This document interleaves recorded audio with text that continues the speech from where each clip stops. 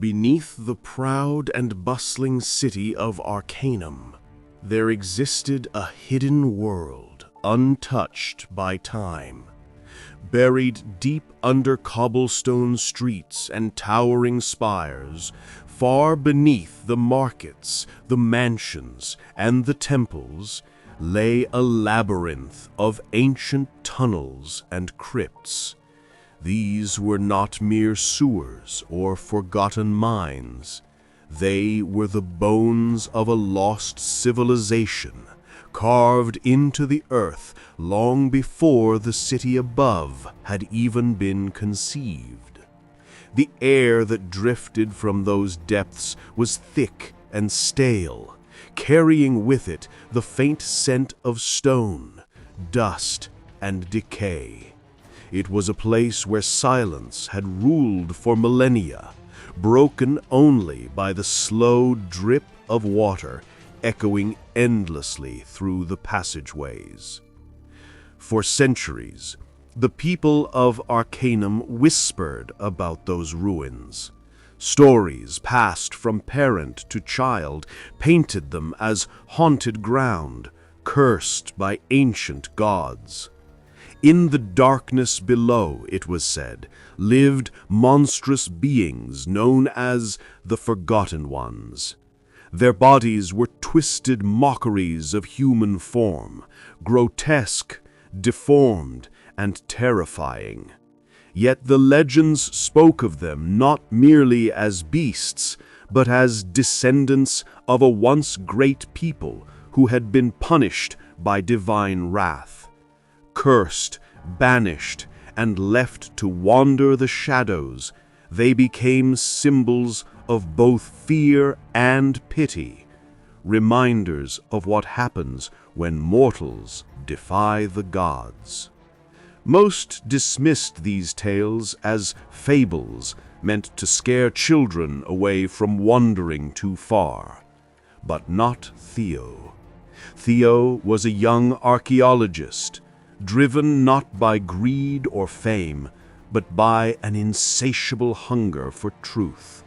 Where others saw myths, he saw fragments of history waiting to be uncovered. For years, he studied scraps of parchment, fragmented maps, and obscure manuscripts.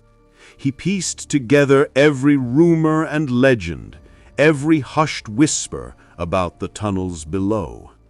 His friends called him obsessed. His mentors warned him that some mysteries were better left untouched. But the pull of the crypts was stronger than reason. To Theo, the darkness beneath Arcanum was not something to be feared. It was a riddle that demanded to be solved. One cold evening, he made his choice. With a flashlight strapped to his chest, climbing ropes coiled at his side, and a camera hanging from his neck, Theo descended into the earth. The mouth of the labyrinth swallowed him whole, and soon the city above was nothing more than a memory. The deeper he went, the more oppressive the air became. His footsteps echoed, bouncing off stone walls carved with symbols eroded by time. Strange patterns seemed to move in the corner of his vision, as if the shadows themselves were alive. Sometimes he could sworn he heard faint whispers, like voices calling from just behind the walls. He told himself it was only his imagination, but unease settled into his bones nonetheless. As the tunnels narrowed, he found himself crawling on hands and knees through suffocating passages, the stone scraping against his skin. The beam of his flashlight cut through the void, but it only revealed how endless the darkness was. He felt as though he were trespassing into the lungs of some colossal beast, each breath of air heavy with secrets older than memory. Time seemed to lose meaning. Hours blurred into an endless march through winding corridors and collapsed chambers. Just as exhaustion began to claw at his resolve, he stumbled upon an opening unlike any he had seen before. A hidden chamber, its entrance half sealed by fallen rocks. With effort, he forced his way inside. The space that greeted him was vast, its ceiling vanishing into darkness. Ancient pillars rose from the floor like petrified trees, etched with runes that glowed faintly when his light touched them. This was no ordinary crypt. It was a sanctuary, a place deliberately concealed, and it was not empty. From the shadows, shapes stirred. Figures emerged slowly, their forms grotesque yet hauntingly familiar. These were the Forgotten Ones. Their bodies were twisted and malformed, their limbs elongated or bent at unnatural angles. Their eyes glowed faintly, but not with malice, with sorrow. Their faces bore the weight of centuries of torment, expressions frozen in eternal grief. Fear clutched at Theo's chest, urging him to flee, yet something deeper rooted him in place. He saw not monsters, but tragedy. These creatures were remnants of a story long erased, souls trapped between life and death, humanity and damnation. And in that moment, Theo understood what had kept the legends alive for so long.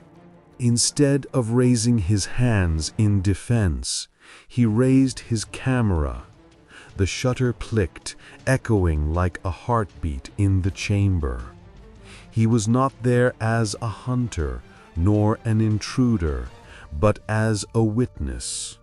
Through his lens, he sought to capture the essence of their suffering, to give voice to those whom history had erased.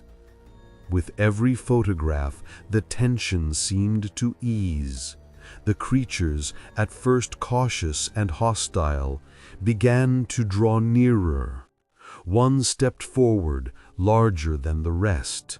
Its twisted frame loomed, but its trembling hand revealed no malice. In its palm lay an object, an ancient amulet carved from stone and inscribed with symbols older than any language Theo had studied. When the creature placed it in his hand, he felt a surge of energy course through him, a silent message that this artifact was more than relic. According to legend, such an amulet held the power to break their curse. Theo's heart pounded. This was no longer just an expedition, it was a calling. When he finally emerged from the labyrinth, the morning light felt unreal. The world above seemed smaller, more fragile compared to what he had witnessed below. His photographs, once revealed, set the world ablaze. Some dismissed them as clever forgeries. Others hailed them as proof of forgotten truths. The academic world erupted in debate, but Theo no longer cared for their approval. His purpose was clear. The amulet was the key, and he would dedicate his life to unlocking its secret. The tale of the Forgotten Ones spread across continents, drawing explorers, scholars, and dreamers to Arcanum. But no one understood as Theo did. for he had seen their eyes, he had felt their sorrow, and he carried the weight of their hope in his hands. Theo returned to the crypts many times, descending into the darkness not as a conqueror, but as a guardian. Each journey brought him closer to understanding the amulet, closer to unraveling the curse. With every step, he felt more bound to the creatures, as though fate itself had chosen him to be their bridge to freedom. In the end, Theo realized something profound. The Forgotten Ones were not merely legends, nor were they simply monsters bound by wrath. They were a reflection of humanity itself, flawed, punished, yet yearning for redemption. And so he vowed, no matter how long it took, to break their chains. For he had learned that even in the blackest depths of existence, where light dares not go, there are still stories waiting to be told, voices longing to be heard, and hope refusing to die. Theo knew the world might forget him, but it must never again forget them. Because even in the shadows, compassion can become the brightest flame.